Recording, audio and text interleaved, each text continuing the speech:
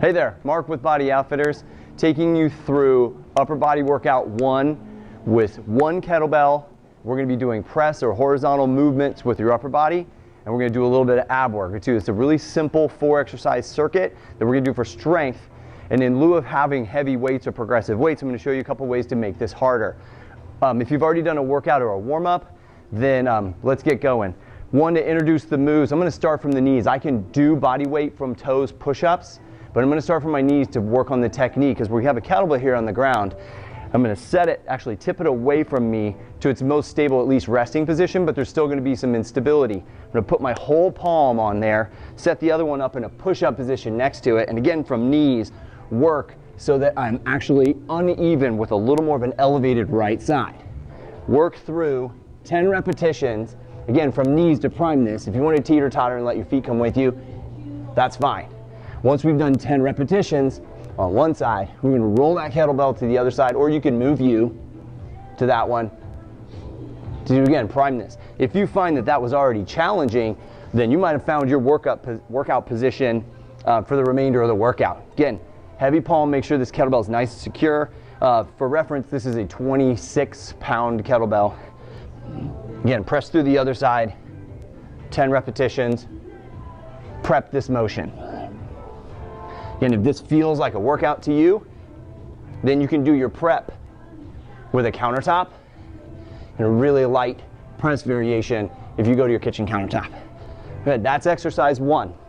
Exercise 2 is a kettlebell pullover. A little bit of abs and a couple of the back to the arms, and then your lat muscles. In a laying position with your feet in at a natural position, make sure you have a good grasp of this kettlebell. I like to take it by the horns so that the weighted ball part is low or level when I get up in position. I'm going to push it straight up ahead. I'm going to manage my abs by closing my back actively into the ground and then taking my arms back to a confident level. That first repetition and maybe the first 3, you're kind of figuring out, what am I doing? Keep my back closed. So you might work your way slowly to the ground over these first 10 repetitions.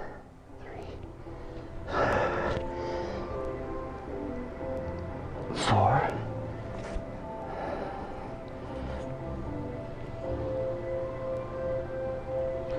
5, back closed, good control. If your kettlebell is a big kettlebell and it's a little heavy for you, your first round might just be body weight, active core with your arms going back.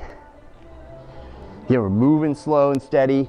If it feels light, then go for a big reach as you warm up. Big reach, straight arms.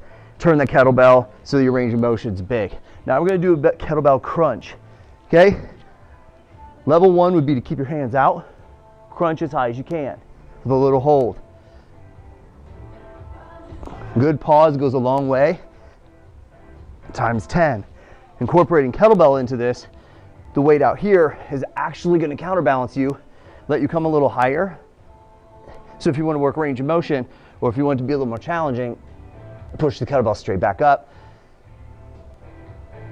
which you can tell really reduces my range of motion and loads a different portion of my abdominal wall.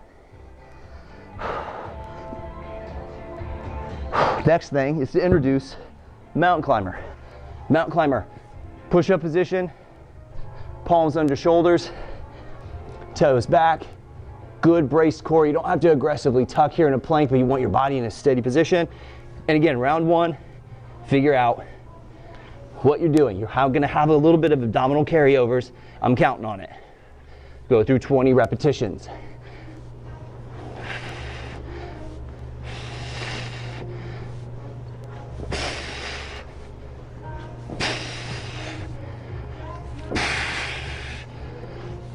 Four to go. 1, 2, 3, 4. Good.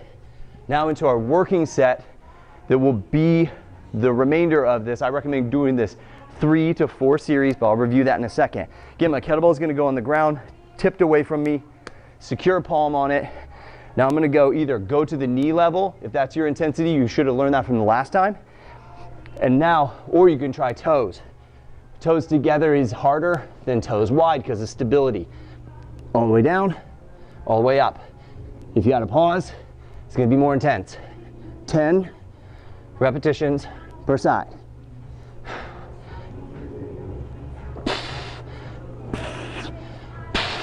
I'm gonna go ahead and skip ahead, roll to the other side. If you need time between sides, go for it.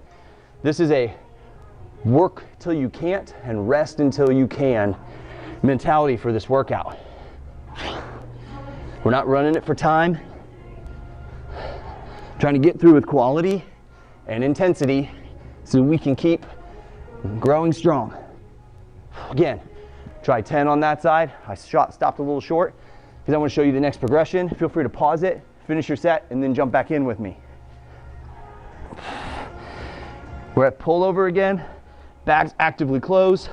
I'm doing 10 reps of low, slow movement. This exercise should take potentially 10 seconds per rep or 5 each direction. If it feels easy, lay that thing all the way down. If you feel any pain in the tops of your shoulders, reduce your range of motion or skip this exercise. Back actively closed is key. We don't want to get sloppy and let this open real big. So again, wrap up your 10 repetitions and then join me for crunches. Good, coming into crunches. I'm going to keep my kettlebell for this round, but you don't have to. And I'm going to go for ups. I want to work a lot of range of motion. 2, 3, 4, 5. I'm going to try to put a little more height on my head. See how that reduces range of motion though? Makes the hold much harder. Changes the workout. If I tip it back out toward my knees, get a little running start. One more time.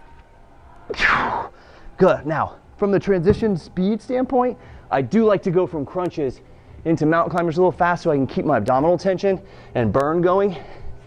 Palms. Again, we're steady with a big pull. Boom.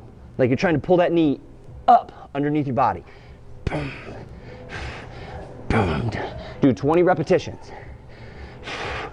If you need a break, shake them out a little bit, let everything relax a little bit, and then get back involved as soon as you can. There's no time to this, okay?